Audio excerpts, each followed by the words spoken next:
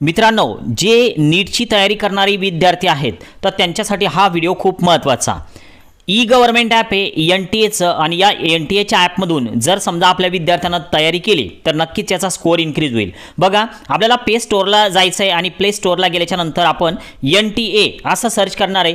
NTA search केल्याच्यानंतर तुम्हाला खूप सारे ॲप दिसतील. तर त्यामध्ये तुम्हाला नॅशनल टेस्ट अभ्यास हे एक ॲप दिसेल की जे मी अगोदरच इन्स्टॉल करून ठेवलेलं आहे आणि या ॲपबद्दल सविस्तर माहिती या व्हिडिओमध्ये आपण बघतोय. कारण आपल्याला आपल्या विद्यार्थ्याचा जो स्कोअर आहे तर तो इन्क्रीज करायचा आहे, त्याचा कॉन्फिडन्स वाढवायचा आहे. तुम्ही जरी पालक असाल तरी सुद्धा एकदा तुमच्या मोबाईलमध्ये हे ॲप घेऊन बघा, नक्कीच हा आपल्या फायद्याचा विषय आहे.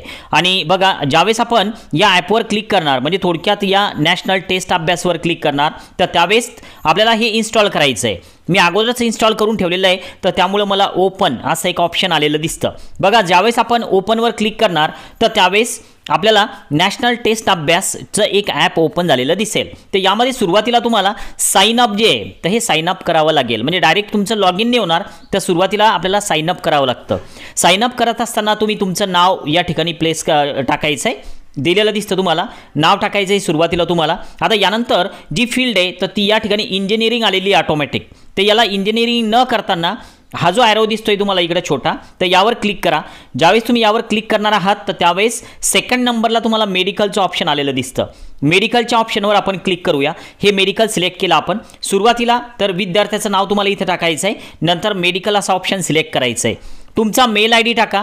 यानंतर मेल ID टाकल्याच्या नंतर तुम्हाला सगळ्यात शेवटी पासवर्डसुद्धा क्रिएट करायचे. बघा, तुमच्या शहराचं नाव, त्यानंतर पासवर्डसुद्धा सिलेक्ट करायचे. आणि एक लक्षात घ्या की तुम्हाला हे जे आहे की कोचिंगमध्ये तुम्ही एनरोल्ड आहात का, जर तुम्ही याला जर नो टिक केलं तर हे लवकर तुमचं लॉग इन होऊन जाईल आणि मेल फिमेल हे तुमचं कॅटेगरी तुम्ही सिलेक्ट करून घ्याल. आता ज्यावेळेस तुम्ही हे साईनअप कराल तर त्यावेळेस या ॲपमध्ये तुम्ही लॉग इन होऊन जाल. मी सुरुवातीला साईनअप करून लॉग इनसुद्धा केलेलं होतं, फक्त आपल्याला दाखवण्यासाठी मी लॉग आउट केलेलं होतं.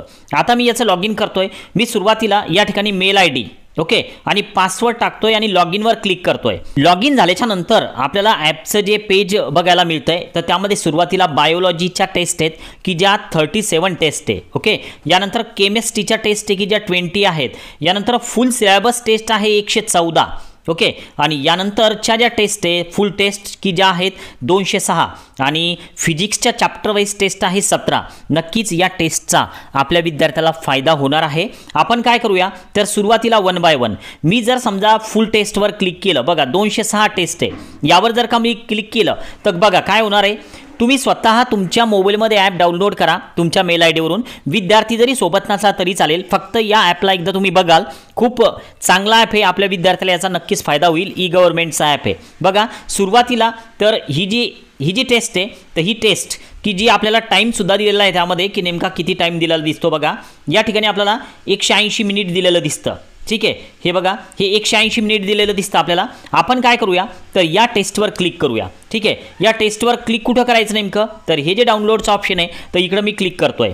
ज्यावेळेस आपण क्लिक करणार तर त्यावेळेस जे प्रोसेसिंग आहे तर ते पूर्ण होईल आणि प्रोसेसिंग पूर्ण झाल्याच्या नंतर आपल्याला या टेस्टला सोडवायला जे समजा आपल्याला 180 मिनिट्स मिळणार आहेत तर ते मिळतील. आता बघा, एक ॲरो या ठिकाणी इनेबल झाला आहे, बाकी ठिकाणी डाउनलोडचं ऑप्शन दिसतंय तुम्हाला. आता आपण या ॲरोवर क्लिक करणार. हा जो ॲरो तुम्हाला दिसतोय तर यावर आपल्याला क्लिक करायचं आहे. क्लिक केल्याच्या नंतर तुम्हाला एक पॉपअप विंडो अशा प्रकारे ओपन होईल. Are you ready to take this test on this device as you will not be able to continue the same test in any other device. म्हणजे तुम्ही थोडक्यात याच डिव्हाइसवर आहात हे कन्फर्म करा आणि याला कंटिन्यूला क्लिक करा.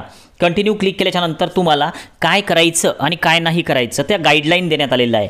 सर्वात महत्त्वाचं आहे की तुमची जी बॅटरी आहे तर ती फुल चार्ज असायला पाहिजे. सोबतच तुमचा मोबाईल जो आहे तर तो एअरप्लेन मोडवर असायला पाहिजे. थोडक्यात कॉल येणे जाणे बंद असायला पाहिजे. आणि टेस्ट देताना ज्या काय काळजी घ्यायच्या तर हे काय करायचं काय नाही करायचं म्हणजे डोंटमध्ये काय दिलेलं आहे तर हे सुद्धा तुम्हाला रीड करायला मिळेल. आपण हे रेड कलरमध्ये दिलेलं जे दिसतं तर त्या सगळे बघितलं आणि आता आपल्याला कंटिन्यूवर क्लिक करायचं की जे सगळ्यात शेवटी इकडे तुम्हाला खाली ऑप्शन दिसतंय कंटिन्यूचं. कंटिन्यूवर क्लिक केल्याच्या नंतर एक परत पॉपअप विंडो ओपन झाली की तुमचं जे ड्युरेशन आहे तर ते 180 मिनिटांचं आहे फुल टेस्टचं. आपला विद्यार्थी 180 मिनिट्स ही टेस्ट सॉल्व करणार आहे. तुम्हाला लगेच आन्सर मिळतात टेस्टचे. आपण याला आय एम रेडी टू बिगिनवर क्लिक करूया. बघा, सुरुवातीला तर महत्त्वाचं एक पॉपअप विंडो ओपन झाली की तुम्हाला तुमचा मोबाईल जो आहे तर तो एरोप्लेन मोडवर स्विच करायचा आहे. जर एरोप्लेन मोडवर स्विच नाही केला तर हे समोर ॲप आपल्याला नेणार नाही. तर त्यामुळं आपण या ठिकाणी ओपन सेटिंग जे दिलेलं दिसतं आपल्याला ते यावर क्लिक करूया.